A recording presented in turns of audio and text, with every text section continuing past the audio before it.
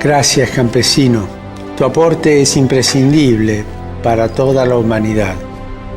Como persona, hijo de Dios, mereces una vida digna. Pero, ¿cómo se retribuyen tus esfuerzos?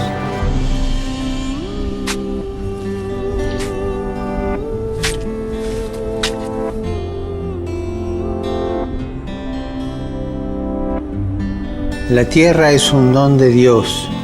No es justo utilizarla para favorecer solo a unos pocos,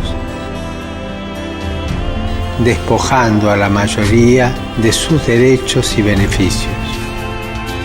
Me gustaría que lo consideres y unas tu voz a la mía en esta intención.